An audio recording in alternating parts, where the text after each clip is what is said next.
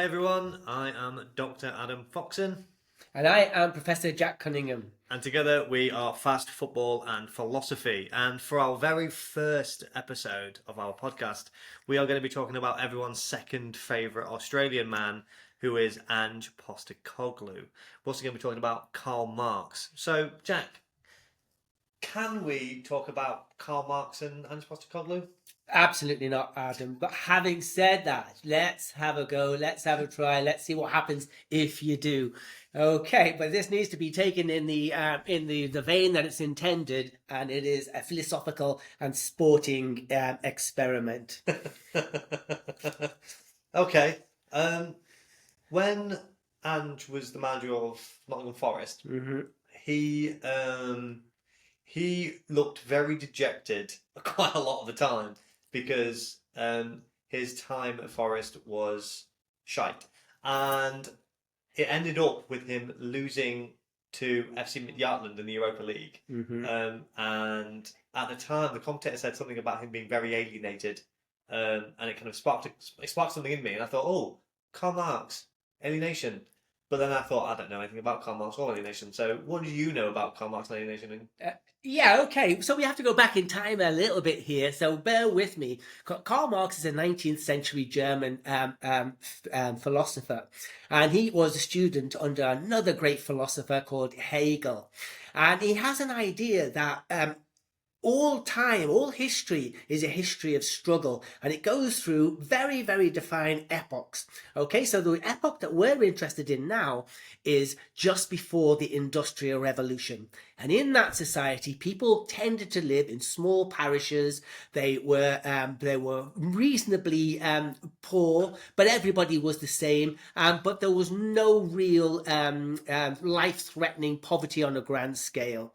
Okay, we would make typically a person would make furniture, little stools and little tables, grow some crops, and it would be a pre-capital society. So if I'd made my little table, the chances are I wouldn't exchange it for money. I'd exchange it for other goods or other crops. Sure. Same with a bag of carrots as well. I'm going to change that over for a bag of turnips because I don't grow them. And we all kind of belong to each other and joined in with this corporal life together.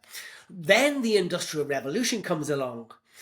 And we migrate into the towns now, and we have got nothing to sell. Karl Marx says these people arrive in the new towns that are being developed around industry. They've got nothing to sell except for one thing, their labor. They can sell their time. And this is when something called alienation happens. So I would come out of my village where I was growing turnips and making little stools, and I join a factory. And now I am on some kind of like very primitive conveyor belt, and we're making stools, ironically, which only goes to aggravate me even more because I'm not being creative now. I'm not making a stool. I am on a conveyor belt that makes a part of the stool, and I don't create a whole stool. So now I am feeling alienated, and this is subjective alienation, and it is also objective alienation. The latter means I am not creative. I'm denied my creativity. And the first one, the subjective alienation, means I don't belong to a parish or a village anymore. I'm in the middle of Manchester, and it's terrible. It's raining every day, and there's not even a football team yet. So this is very, very depressing for me, and I don't feel like I belong to the place that I've landed with my family. So I'm feeling a double whammy here of alienation, which takes us back to Postecoglian, doesn't it? Because he's planted from the other side of the world, and he's in Nottingham, and all those images of him on the touchline did really conjure up images of the person who's not in his rightful place, and he's not being creative because his team's failing. So he's got that double whammy of Marxist alienation going on there as well. So wait, so Ange is alienated because he can't be creative, and because the little bit of creative output that he can have is not his. I think that's exactly what it is. Well, this is what Karl Marx would say. If Karl Marx was part of... Oh, you're not Karl Marx? I try to be. I try to be him every day. It's not really working. Karl Marx would say this is the alienations going on here. This man his creative medium is a football team. and it's just not working in front of him. This creation is dying each time in front of him. So he's alienated from that. So that he has objective alienation. He probably has subjective alienation as well, because he's feeling estranged from the fans are already calling for him to be sacked. He isn't at home here. He's displaced. This isn't where he belongs. So he has that double Marxist alienation happening, and I'm sure he's he's obviously not.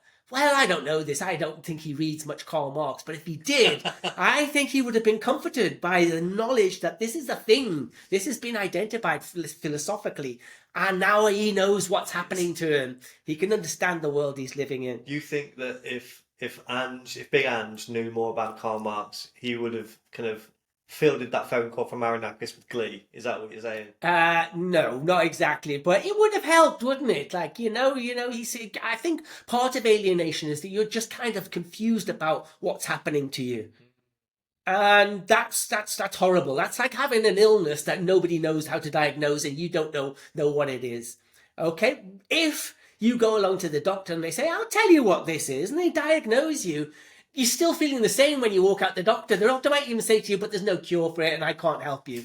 But you know what's wrong with you. And you're walking out thinking, well, at least I understand what it is. I kind of see your point though, because over the weekend when Ange was appointed by Marinakis, the megalomaniac who owns Nottingham Forest, he was asked kind of how quickly he could turn the team into playing what kind of fans have dubbed and analysts have dubbed Ange ball, right? Which is like a very specific way of playing football, which is very like a massively high press, really, really high line, overloading on the outside, all these kinds of things, right?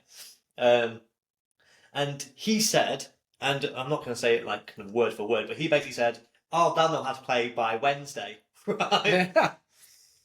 Now either they learned how to play it and it's a fucking terrible system, right? Or he couldn't quite get over his ideas to his players, and therefore that's where the alienation kicks in, because he knows what he wants to get across, but then and for all intents and purposes, every single week he's putting out there, he's doing all the drills, he's doing this, he's doing that, he's telling them what they need to do, but he can't go out onto the pitch to do it for them.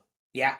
I think that's exactly right. And I think it kind of like, if you go back to this analogy that we're using about the craftsman, it would be like getting the guy we've just been talking about who makes tables, chairs and stools, and you put him somewhere else and all his tools are completely different.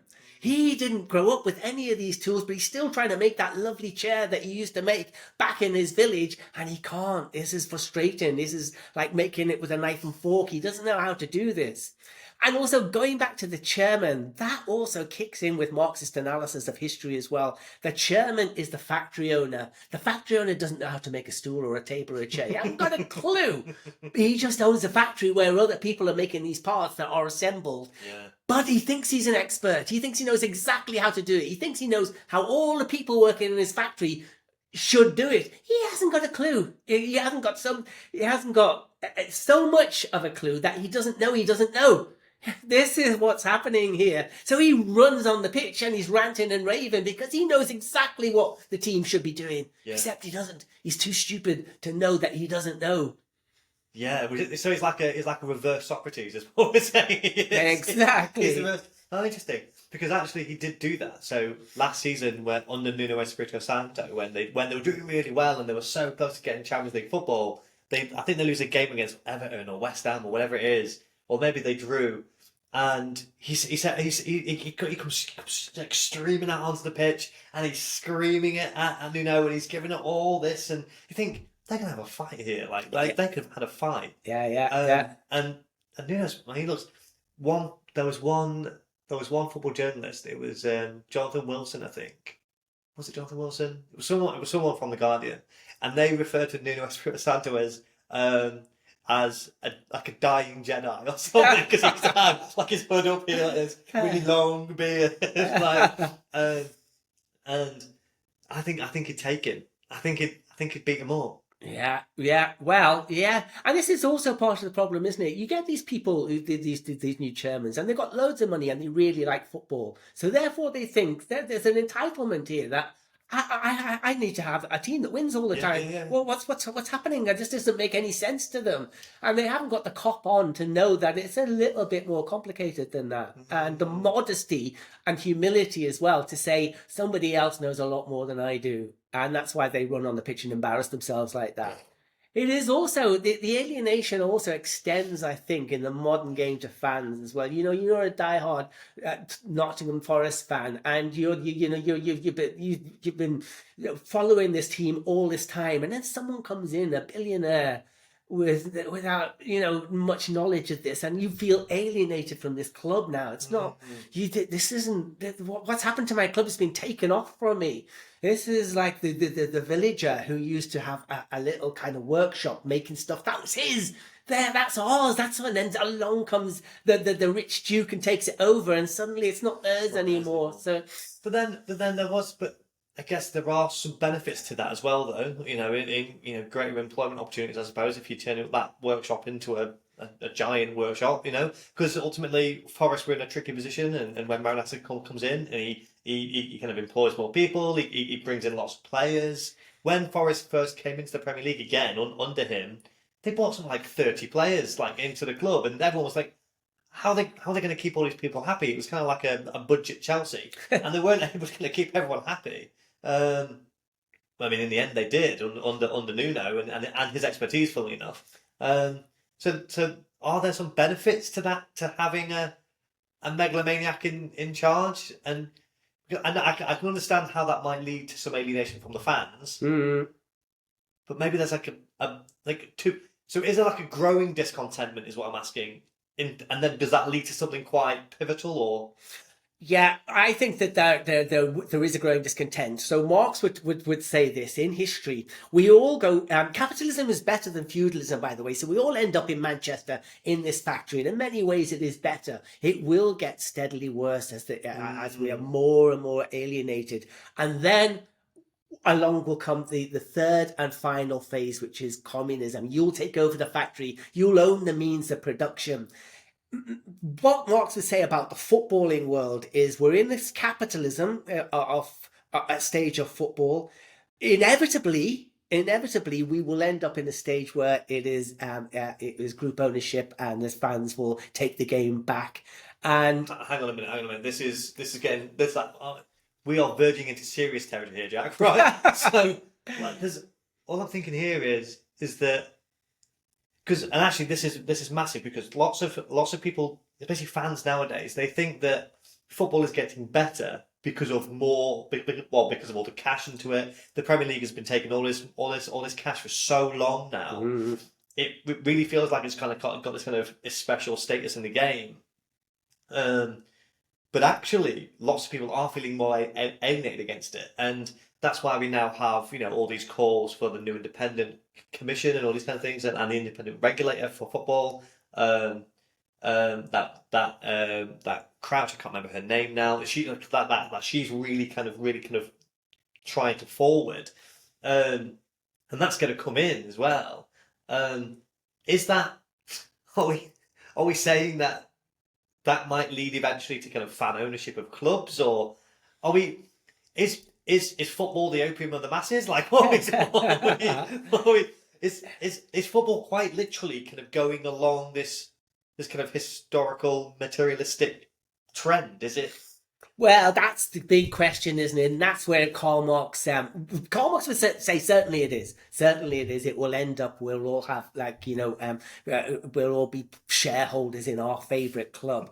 And you would probably say, listen, you might be poorer, and you might be able to afford the best players, but all the clubs will be the same. So it will be a levelling out. And you mightn't have like £1 million players in your team, but neither will anybody else. So it will still be competitive, and you'll have much more ownership, so that your most expensive player might cost like £10,000, but he's yours. Yeah. And you have this real kind of connect, and the game is much more pleasurable. And when you're playing Arsenal away, so you don't have to worry, because Arsenal are in the same boat as you. So this probably is where Karl Marx falls down, because we do know as well, as teams get richer, the standard of football gets better, doesn't it? You know, there wasn't a team in the 1950s that are like Arsenal or Liverpool are now. That's just a ridiculous assumption. Or Southampton, obviously. Or Southampton, obviously. Maybe. So it's a question of what you want, isn't it? You know, because my dad would talk about going to the football match and he'd be on the bus and with players in the same.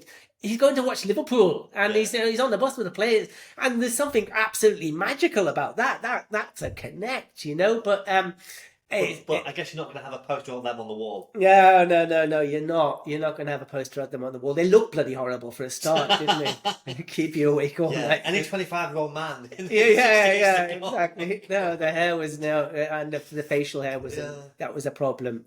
Yeah, so that's what it comes down to. That's what Marxism comes down to as well. Is it utterly naive and believing in this Hegelian? Again, Hegel has this idea that we're all progressing towards a better state, and it's inevitable. There's not much you can do about it. You can speed it up, but you can't prevent it happening. And Marx would say that about football. We're all progressing to this utopian footballing world where we'll all be brothers and sisters, and no alienation takes place, and all the rich the chairmans have all been executed. You know. But ultimately, I think you tap any fan on the shoulder and they'll say that's very naive. And maybe that's what people say about Marxism now in general. Yeah, that it's a naive, it's a lovely idea, but it's naive. And but you see, I think there's a middle ground, especially in football. Maybe in the real world, there is a middle ground. So in Germany, for instance, all German clubs are majoritively owned by their fans. So they have this thing called the 51% rule, where kind of corporate sponsors, if you like, can't own more than 49% of a club, so that they can never have a majority. Yeah. And then kind of inform all decisions. And the big problem is that even in Germany, where this is kind of like almost sacred, if you like, that even then they have big kind of corporates like Red Bull, for instance, who are starting to kind of tear away at that slowly but surely. And unfortunately, if you're going to want to keep up, you're also going to have to join them, because if you can't beat them, you have to join them. So what I think a Marxist analysis of that situation will be, you can't have this idealization of a football team on that basis unless you've dismantled the society that it is embedded in. So we can't have what we've just described without having socialism. If Germany was a socialist country, then you could have a football team like that and it would work. Could be no Red Bulls and none of those people turning up. So you can't have it in isolation to the society that it's embedded in. So we need to so what we're saying, Jack, is, as the Marx that you are always trying to be, apparently, you are advocating for the dismantling of, say, Manchester City. No. I'm advocating for the dismantling. Because they have all their charges coming up soon. Could happen. I am arguing for the dismantling of Manchester itself and creating a socialist city in the north of England where you can have two socialist clubs and Three with the FC United of Manchester. Didn't think of that. See, I don't know of any future that would be better than that. No. That's And actually, Karl Marx's best friend, he worked out just how bad the working classes have it. Yeah. By looking at Manchester. Oh yeah, you did. Yeah, Frederick Engels went round the factories and looked about how bad it is. It didn't help that he went off to his gentleman's club in the evening and quaffed pints of champagne, and went fox hunting with his gentry friends. But we'll skate over that and give him the benefit of the doubt. Well, I guess that's a good time as any to finish. Just one question, Adam. Who's the best Australian in the world? Oh, it's Robert Irwin. Oh, everyone knows that. And I like this. You could have a whole trajectory go from Rolf Harris to Robert Irwin. This is. Maybe we should take an old episode to fill in the trajectory.